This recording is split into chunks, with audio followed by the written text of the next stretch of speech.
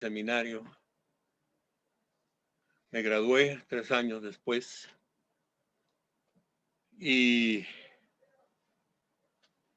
pues muchas cosas ocurrieron en ese periodo, pero a mí me llama la atención cómo otra vez un milagro de Dios nos regresó a Guatemala. Y saben, varias veces me han invitado para irme a otro país y cuando consulto a Dios, siempre me responde: tu lugar es Guatemala. Y esa es una de las razones por las cuales no me he movido. Y creo que Dios está tratando eso, pero al regresar de Estados Unidos a Guatemala, nació mi segunda hija, Claudia. Esta Claudia nació un mes después de que regresamos a Estados Unidos. Así que cuando yo estudié, además del salario que tenía, ya tenía 2 hijas y una esposa. Solo Dios pudo habernos sostenido esos años. Ciertamente Alba tuvo que trabajar, pero todo ese periodo que nosotros nos trajo a Guatemala fue un periodo de afianzar nuestra fe y nuestro amor por Dios.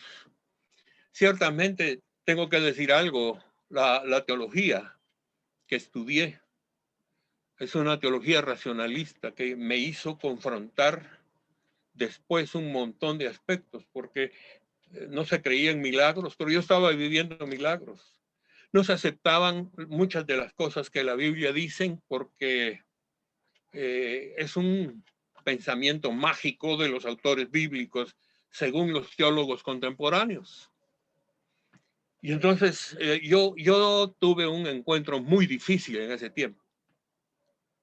Con Alba hablamos, pero nosotros desarrollamos una vida de oración juntos, una vida de oración muy especial, y empezamos a involucrar a nuestros hijos.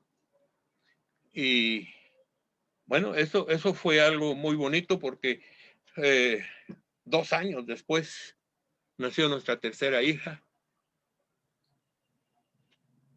Irene, Cecilia Irene. Ella vive ahora en Henderson, Nevada. Arturo, te puedo interrumpir. No se te Y olvide, por puesto, favor, contar sobre cómo recibiste el bautismo del Espíritu Santo, porque yo les hablé a los hermanos en la reunión que quiero escuchar cómo recibiste, porque ese ha sido mi tema el último tiempo y a mí me impactó cuando tú contaste. Pero recuérdate que estás con el tema de Irene, ¿ok? Gracias. ok, entonces, bueno, nació nuestra tercera hija. Yo ya empecé a trabajar en la iglesia. La verdad es que un año antes de graduarme yo ya estaba a cargo de una congregación. El problema sucedió de la siguiente manera.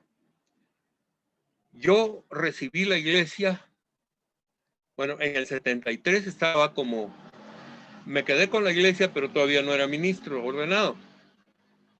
Y llegué hasta 1976 tratando de manejar la iglesia. Yo recibí una iglesia de 20 personas. Y esas 20 personas, por lo menos eran fieles, asistían siempre. Pero yo miraba que no tenían realmente una vida cristiana. Y entonces empecé a orar: Señor, yo necesito que hagas algo con esta gente. Ni crecemos, ni mejora nada, ni funciona nada.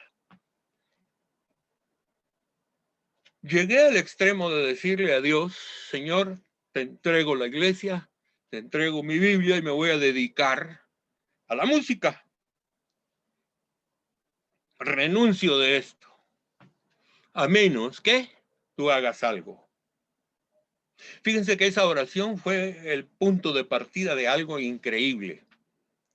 Porque entonces Dios me dijo algo: el domingo vas a hacer el llamado para conversión en la iglesia. Y entonces llegué a la iglesia, me paré delante de todos, prediqué un sermón evangelístico y al final hice el llamado. Y pasaron todos. Entonces dije, no, háganme un favor, regresen otra vez a sus lugares. Creo que ustedes no me entendieron. Porque cuando ustedes hacen su entrega al Señor, tienen que olvidarse de su vida pasada. Tienen que olvidarse si tienen alguna práctica espiritista o si tienen su vida con mayor valor que la de Dios. Y les expliqué todo lo difícil que era venir a Cristo y volví a hacer el llamado. Pasó un poquito más de la mitad, unos 12. El resultado fue que al domingo siguiente, en vez de haber 20, habían 12. Y entonces yo llego con el Señor y le digo, Señor, si esto es lo que tú querías que yo hiciera, en lugar de irme bien, me va mal. ¿Qué está pasando? Y entonces el Señor me dijo, revisa por qué la gente no estaba activando en la iglesia. Y saben, empecé a averiguar.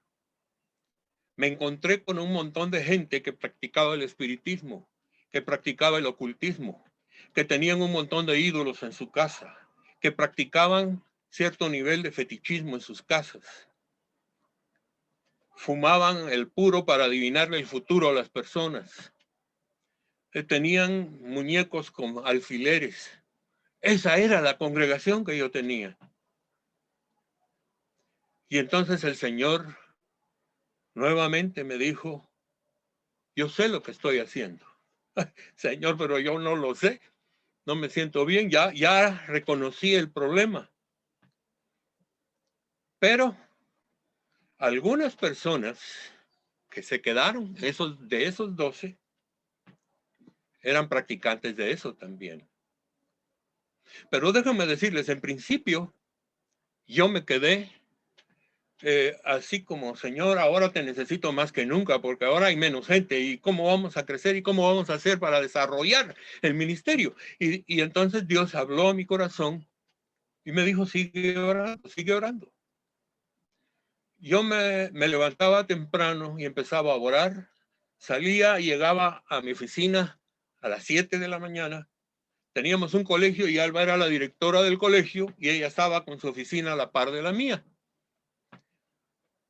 Yo llegaba y empezaba a orar a las 7, tirado en el suelo, clamándole al Señor por algo diferente. Cambia este pueblo, cambia esta gente. Y el resultado fue el siguiente. Una mañana estaba yo orando y cabal a las 9 de la mañana yo sentí que el techo de mi oficina desapareció.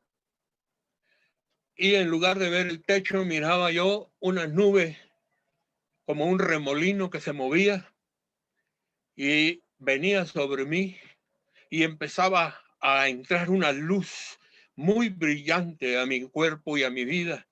Y empecé a clamar a Dios y a darle gracias por lo que estaba pasando, que yo no sabía que estaba pasando. Pero cuando quise hablarle a Dios, ya no pude hablar español. Me salía un chorro de lenguas de la boca, incontenible, hablando lenguas y lenguas y lenguas. Y déjenme decirles, estuve orando en lenguas desde las 9 de la mañana hasta el mediodía. Y al mediodía dije, voy a llamar a mi esposa para contarle lo que me está pasando. Y la llevé ahí a mi oficina. Y cuando trato de empezar a contar lo que me había pasado, no pude hablar español. Y empieza el chorro de lenguas. Y ella se me quedaba mirando. Yo me imagino que pensó, está loco ahora, a saber qué le pasó.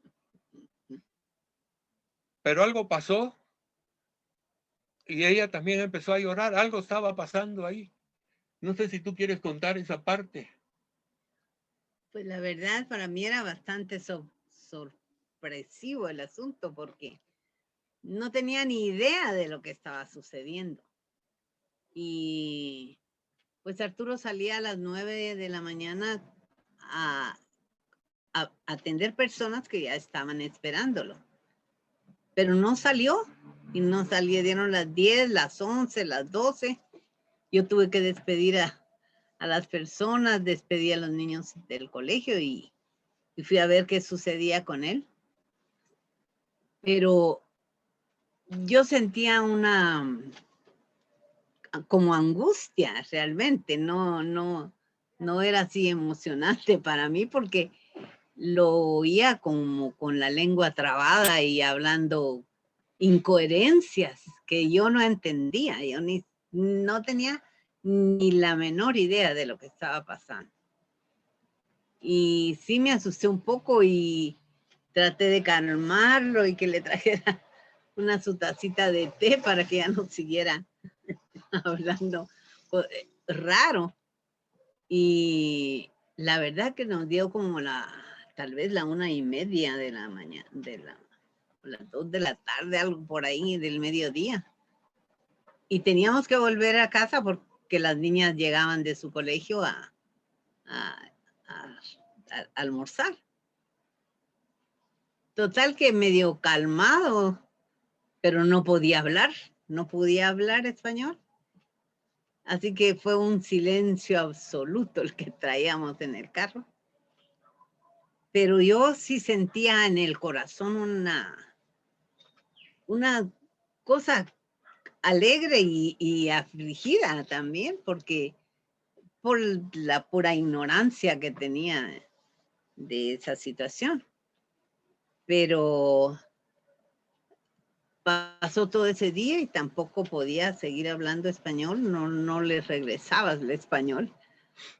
Yo creo que hasta el día siguiente, sí. Creo que fue, ¿verdad? El día, sin poder hablar, no podía comunicar nada porque solo lenguas podía hablar. Se pasó ese día y el día siguiente, en la mañana me levanto y sigo hablando lenguas. Pero obviamente había que ir a trabajar, salimos a la oficina. Y ahí en medio de mi oración y de todo, el Señor me empezó a permitir hablar español. Ese segundo día en la noche, yo tenía un estudio bíblico. Y llegaron los 12, ¿va? Y les di el estudio bíblico. Terminamos el estudio bíblico y nos despedimos. Pero alguien de ahí me dijo, mire, algo le está pasando a usted. ¿Qué le está pasando? Y entonces yo me quedé pensando, ¿cómo así que me está pasando? Sí, usted está diferente, usted no es el mismo. Algo le pasó. Bueno, les dije, ¿quieren saber qué me pasó? Sí, vengan mañana en la noche. A las 7 de la noche les espero aquí y les voy a contar. Nos despedimos y al día siguiente, pues yo no sabía mucho del bautismo en el Espíritu Santo. Y entonces lo que hice fue contarles lo que me había pasado. Y les empecé a contar. Y entonces me dijeron ellos, nosotros queremos eso. Y yo me quedé. ¿Y cómo hago si yo no? Yo lo recibí orando y... Bueno, hagamos una cosa, les dije, yo he leído esto en el libro de Hechos. ¿Qué dice el libro de Hechos? Y leímos en el libro de Hechos que llegaban los apóstoles y le ponían las manos a los discípulos y recibían el Espíritu Santo. Entonces dije, bueno, esto es lo que hay que hacer. Hagamos una rueda, pongámonos a orar y yo voy a imponer manos en cada uno y ustedes van a recibir el Espíritu Santo. Y empezamos a orar. Entonces dije, yo voy a empezar a imponer manos y me acerco al primero, pero no pude ni tocarlo, no me acerqué, sino que ¡bum!, va para el suelo. Cae al suelo hablando lenguas. Entonces me volteo a otro para querer tocarlo y cae al suelo. Y así sucedió con los 12. De repente me encuentro yo con los 12 tirados en el suelo hablando lenguas. Y no pude tocar a ninguno. Y yo dije, Señor, eres soberano. Aunque tu palabra lo dice, tú haces las cosas mejor de lo que ha sucedido con otros. Y entonces la vida nuestra fue sacudida con eso, porque todos ellos empezaron a hablar lenguas, a cambiar la vida. Miren, hubo unos cambios impresionantes, porque todos ellos empezaron a recibir y a recibir, empezaron a profetizar y no sabíamos ni qué era eso. Y entonces empezó un despertar como yo no había visto nunca antes. Fue poderosísimo, fue glorioso. Y saben ustedes, estas 12 personas se prendieron y empezaron a contarle a los demás, a sus parientes, a sus amigos. Saben, en un año habíamos ganado 500 personas. Fue impresionante. Obviamente allí empezaron a salir las cosas. Ahí nos empezamos a topar con gente que tenía demonios por prácticas espiritistas y todo eso. Y fue un tiempo de lucha y de batalla en eso. Hubo un caso que yo recuerdo que fue terrible, porque llega un hombre un sábado en la tarde y me dice, mire, pastor, yo vengo a retarlo a usted. Así le dije, ¿y en qué? Mi Dios es más poderoso que el suyo. Así, ¿quién es su Dios? Satanás. Yo soy miembro de la iglesia de Satanás, me dijo. Y mire, yo de aquí de mi cartera saco una oración, la digo y se personaliza aquí delante de nosotros. Él me ha enseñado a matar y a destruir.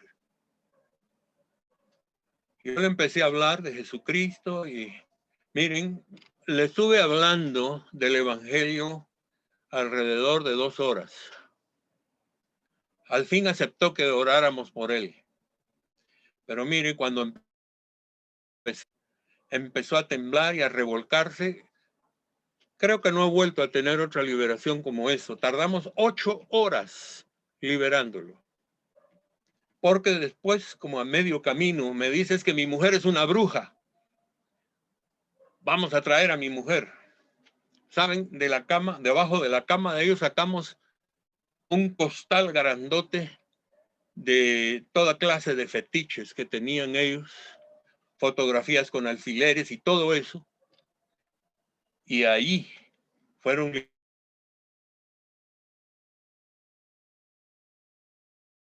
agotado. Pero sin embargo, no me canso de dar gloria a Dios porque la palabra se cumple y que Dios es más poderoso que cualquier otra fuerza. Y me doy cuenta de lo importante que esto es porque Dios ha decidido darnos a nosotros esa calidad de vida.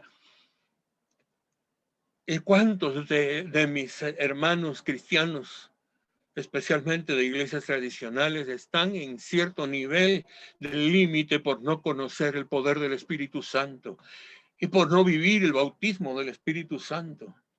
Es increíble cómo eso puede suceder y cómo pueden decir que eso no es de Dios, cuando lo único que Dios hizo con nosotros fue darnos una vida abundante y poderosa.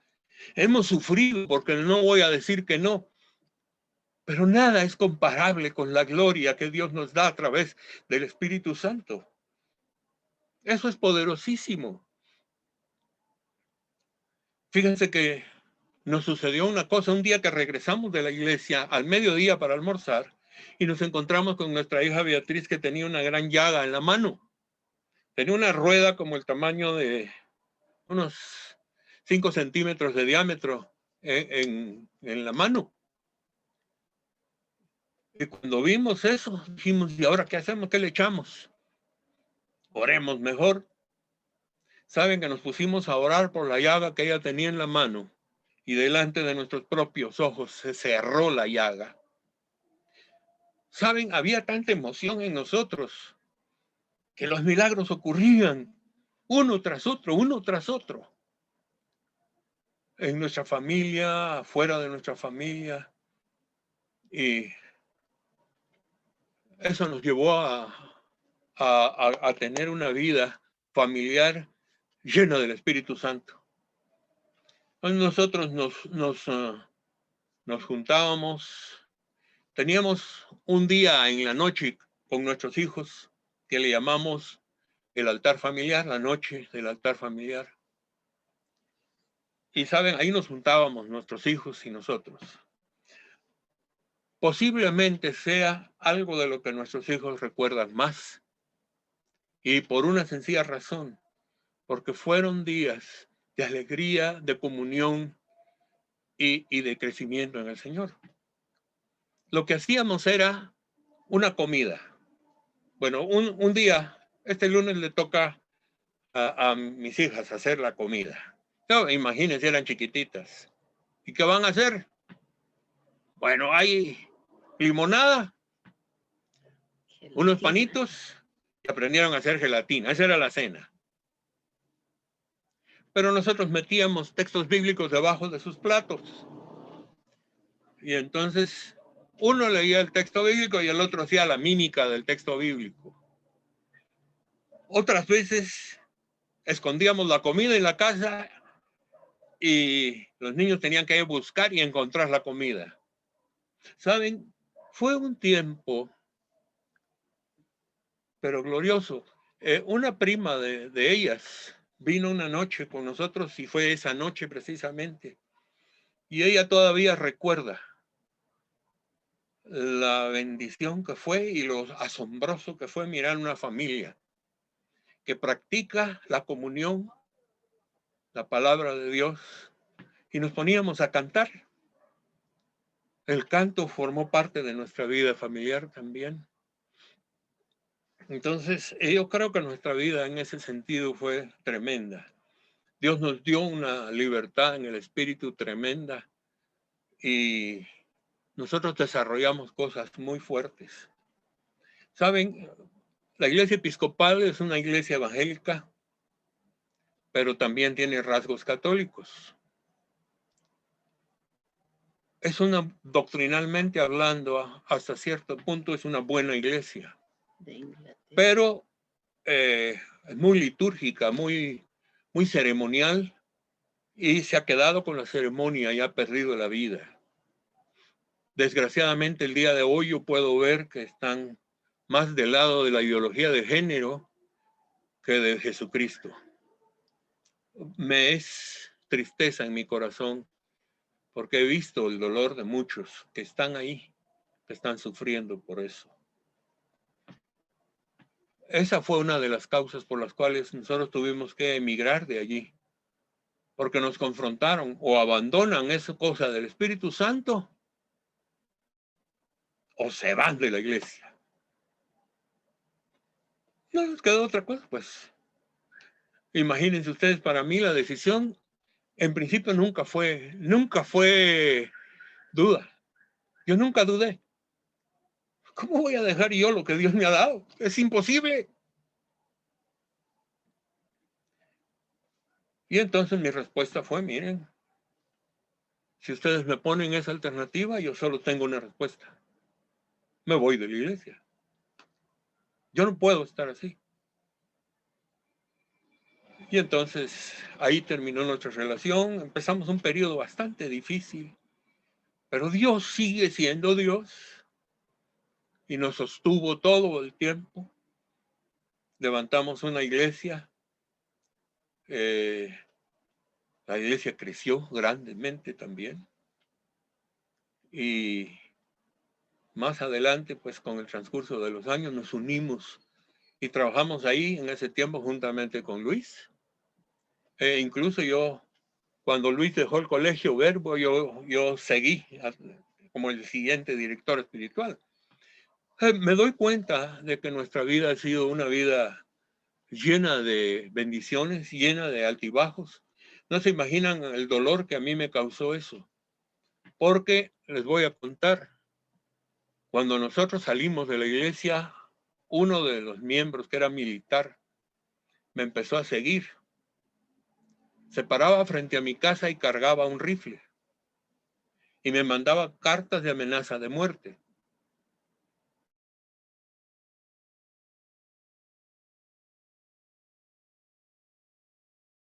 Y estaba bajo amenaza, pero lo tenía enfrente a mi casa y ahí podía verlo todos los días, amenazándome que me iba a matar.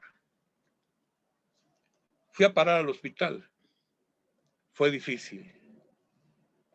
Pero el Señor me restauró y me levantó. Y en cambio este hombre, no recuerdo en qué, pero murió. Me imagino en una actividad militar, pero murió. Era de la G2, del ejército. Los agentes secretos para matar. Y de alguna manera lo mataron a él. Se acabó ese problema. Pero Dios siempre está al tanto de nosotros y siempre nos cuida. Y me doy cuenta que eso es algo maravilloso. Dios nos tiene a nosotros realmente en sus manos. Nos ha tenido, así que nosotros puede caerse el mundo entero, pero nosotros sabemos que Dios está con nosotros. Dios es aquel que cuida, que bendice y que fortalece nuestras vidas. Y hemos pasado por pruebas tremendas. Y sin embargo, Dios nos saca adelante. Esa es una de las bendiciones. Y yo digo, una de las bendiciones más bellas es ver a nuestros hijos trabajando, sirviendo al Señor, siendo útiles y siendo ejemplo en los lugares donde están. Y creo que esa es una bendición. Mi hijo Pablo es el director de la alabanza de la iglesia que nosotros tenemos. Mi hija Beatriz también es directora de alabanza. Irene lo ha sido. Hemos cantado muchos coros también. Irene está trabajando en la alabanza allá en Estados Unidos, en otras iglesias. Y todos ellos están sirviendo. Me siento feliz de ver que lo que pudimos sembrar de amor, y no porque seamos buenos, sino porque el Señor está con nosotros. Dios ha hecho cosas grandes con nuestros hijos. Y algo. Hay algunas otras cosas que me gustaría hablar. No sé cómo estamos de tiempo, Luis. Nosotros estamos encantados escuchándote, encantados. No te puedes imaginar lo emocionados que estamos. Por favor, continúa, tienes más tiempo. Ok. Voy a contar algo más moderno. En el 2012, Alba empezó con fiebre. Y fuimos al doctor, le dieron antibiótico y pues le pasó la fiebre, pero 2 días después de que dejó de tomar el antibiótico, empezó la fiebre otra vez. Pasamos más o menos 3 meses en eso. Fuimos a ver si eran los pulmones, fuimos a ver si era algún problema urinario. Vimos de todo. Y nada funcionó.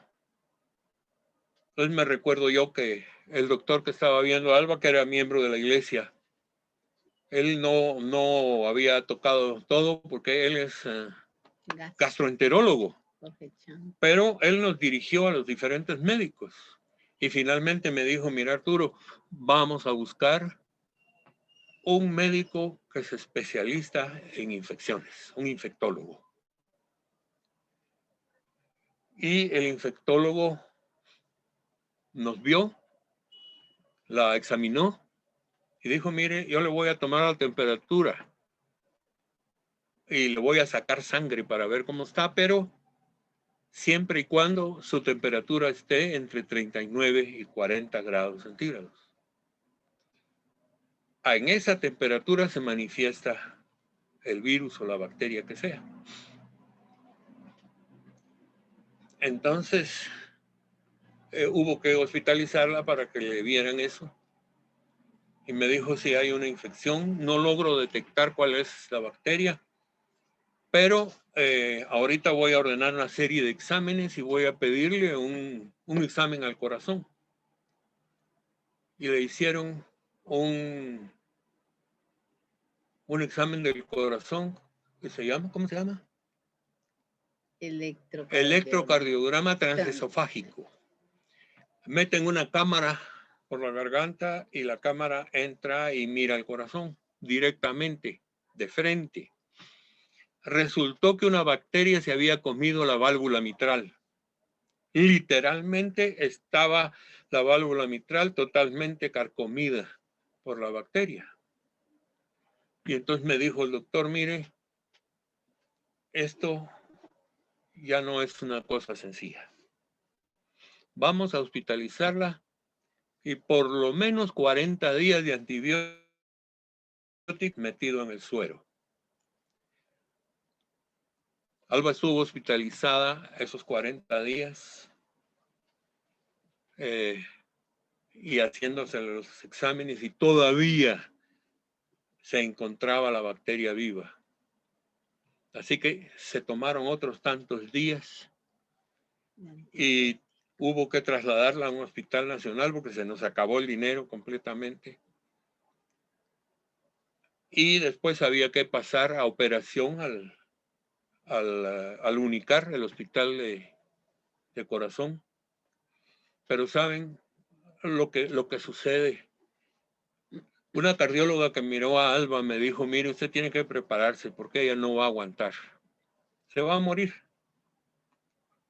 Y yo creo que lo mejor que puede hacer usted es prepararse. Bueno, varios médicos me dijeron lo mismo. Y ya me estaban desesperando. Y un día llegué yo con el Señor y le dije, Señor, no sé qué está pasando. Pero yo solo puedo confiar en ti. Dime qué va a pasar, por favor. Y saben, el Señor me habló y me dijo, no te preocupes, ella vivirá. Las siguientes palabras que vinieron de los médicos, que me preparara, que ya pagara el funeral y todo, las pude confrontar y dije, no les creo. Dios me habló y me dijo que vivirá. ¿Saben ustedes que la pasamos después de como 62 días ya a la unidad de cardiología para operación? Con antibióticos, todo. Hubo que velar primero porque la bacteria muriera, porque si se opera con la bacteria viva se riega. Entonces había que confirmar que la bacteria estaba muerta. Así que cuando eso se hizo y después de muchas trabas y muchos problemas en el Hospital Nacional, se trasladó al Unicar, hablamos con los doctores ahí y se hizo la operación. Fue una operación sumamente delicada. Ustedes saben que tienen que sacarle el corazón y trabajarlo afuera y dejarla conectada a una máquina. Y después le pusieron una válvula mitral biológica y ya con eso le volvieron a colocar el corazón y volvió otra vez a trabajar. Y pasó a cuidados intensivos. Estando en cuidados intensivos hubo una alarma porque tuvo una fibrilación auricular en ese momento y lograron sostenerla y bueno, el hecho es que logró sobrevivir. ¿Saben ustedes? De las personas que conocemos, muy pocos han sobrevivido a eso. Y una de ellos, no sé si ya estuvo con ustedes, Mike Vázquez, no ha estado. Como una semana después de que Alba fue operada, entró la esposa de Mike y también le hicieron una operación de corazón abierto y también sobrevivió. Dios cuidando a sus hijos.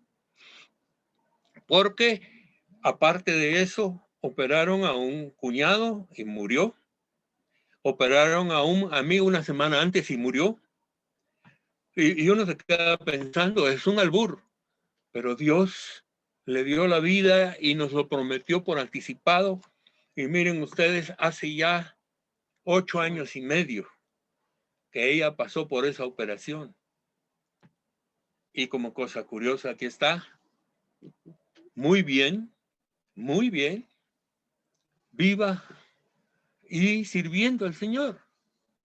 Yo creo que si yo pudiera seguir, hay tantísimas cosas que Dios ha hecho con nosotros. Dios ha sido bueno, Dios ha sido grandioso, Dios ha sido especial con nosotros. Y yo no me canso de dar gracias a Dios por eso. Yo sé que Dios nos unió con propósito. Ella es muy centrada. Yo soy bastante emocional, ¿saben? Ella es bastante estable. Pero nos acoplamos como se debe. Y aunque tenemos nuestros roces a veces, ¿saben?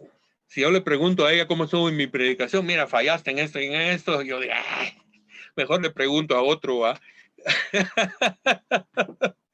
Pero me ayuda un montón para ir corrigiendo mis defectos.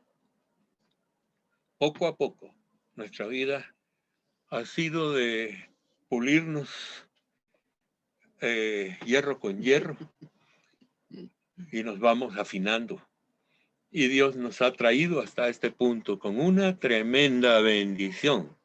Y me parece a mí que lo que ha hecho Dios con nosotros, lo puede hacer con cualquiera. Y todo es que nosotros tengamos un corazón dispuesto.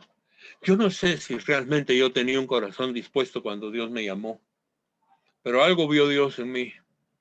Probablemente alguna sencillez, probablemente mi pequeñez, porque Dios se sirve de los pequeños para glorificarse y para hacer su grandeza. Dios se sirve de los humildes y no de los orgullosos. Y en ese sentido, yo llegué con Dios desarmado. Señor, yo no puedo nada más. Mira, lo que pasa aquí no sirve. Y yo no puedo hacer nada, por favor, cambia todo. ¿Y saben qué hizo Dios? Me cambió a mí. No cambió a la gente, me cambió a mí. Me llenó de alegría, me llenó de fe, me llenó de esperanza, me llenó de planes. Y tocó a toda la gente que me rodeaba. Yo doy gloria a Dios por eso. Es verdaderamente maravilloso. Tantas cosas que han sucedido. Tantas cosas que sucedieron también con los cambios en la alabanza de las iglesias. Saben que a través del ministerio que yo estaba desarrollando fue que se levantó un gran avivamiento en la alabanza, no solo en la iglesia Verbo, sino en Guatemala. Fue un tiempo glorioso. Esa parte de la historia es muy bonita y creo que la guardamos en nuestro corazón con mucha alegría. Y así es. Gloria a Dios por eso. Qué bendición, Luis. Lamento no haber visto a Teresita, pero qué bendición.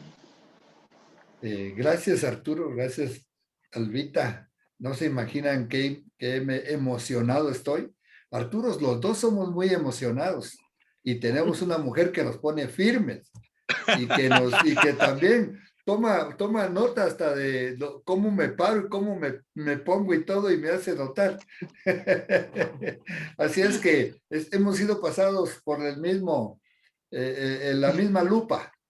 Pero gloria a Dios porque han sido una bendición nuestras esposas. El Señor sabe cómo nos atrae a polos opuestos para hacer de nosotros, pues, algo ha mejorado el Señor con nosotros. Gracias a Dios por esto. Tu experiencia, Arturo y Albita, ha sido tan edificante para nosotros, tan bello, y saber que en medio de ustedes crecieron esos 4 hijos hermosos, que yo tengo el honor y el gusto de conocerlos y de quererlos, de amarlos también. Para mí es emocionante haberte oído tu historia. Había oído parte de lo que era el bautismo del Espíritu Santo que habías tenido, pero no me había percatado que cuánto tiempo habías pasado hablando en lenguas sin poder hablar palabra coherente. Y justo yo les había hablado a los hermanos en mis prédicas del bautismo del Espíritu Santo y había puesto a otros ejemplos de otros pastores que les pasó exactamente lo mismo, que pasaron 3 días sin poder hablar correctamente y cuando se enfrentaron a la iglesia, lo que hicieron fue hablar en lenguas, no pudieron hablar y toda la iglesia se les... Bueno, ya te puedes imaginar la emoción con todo esto, ¿no? Sí, es algo tremendo, algo hermoso. Y lo que vos decís también, tan importante como la alabanza tuvo un poder tan grande en Guatemala, porque yo creo que Dios utilizó el bautismo del Espíritu Santo, así como te pasó a ti, estuvo pasando en otros lugares. Y muchos empezaron a crecer por el Espíritu Santo. Yo recuerdo la iglesia de unos hermanos Castillo, que el techo de su iglesia se miraba a distancias como que estaba ardiendo la iglesia. Todo el mundo pensaba que se estaba incendiando la iglesia. Y cuando fueron a ver lo que estaba pasando, que era el bautismo del Espíritu Santo, lenguas como de fuego que salían de la iglesia.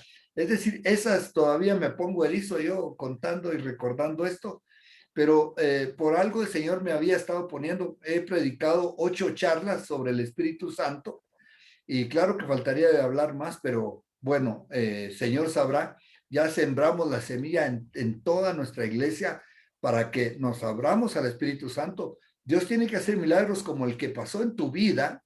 ¿Por qué? Porque ahora estamos a distancia y cada quien en su búsqueda personal con Dios, en su oración, va a pasar algo maravilloso, como ya pasó con Fabián, que está aquí conmigo, que también tuvo una experiencia con el Espíritu Santo hace poco, ¿verdad? Y cada uno tenemos que seguir creciendo en ese tema del bautismo del Espíritu Santo. Hermoso tu testimonio, lindo. Yo quisiera también dar oportunidad si tú quieres añadir algo o si alguien más quiere hacer alguna acotación a, a algo que se dijo o alguna pregunta que tuviera. Entonces ya saben aquí cuál es la idea. Se pone volumen y habla. Si usted no se pone volumen, no puede hablar. Aquí cada quien se pone volumen y dice algo. ¿Alguien tiene algo que decir? Iglesia. Yo sí, Arturo. Quisiera hacer memoria de esa bendición que tú fuiste dirigiendo en la restauración de la alabanza, que fue un movimiento poderoso en donde también mi hija fue incluida y vos fuiste de veras un pionero en eso acá con nosotros en esta iglesia de Guatemala. Y gracias a Dios por tu vida, gracias a Dios por tu vida, Albita, y toda tu familia, que han sido de bendición para el cuerpo de Cristo, y se ha establecido el reino de Dios de una forma sobrenatural. Les amamos. Amén. Y estamos agradecidos con Dios el escucharte, Rafa y Albita. Gracias. Es Jorge Carreras el que está hablando. Sí, sí. Qué gusto verte también, Jorge. Tenía tiempo de no verte. La última vez que te vi tenías pelo negro.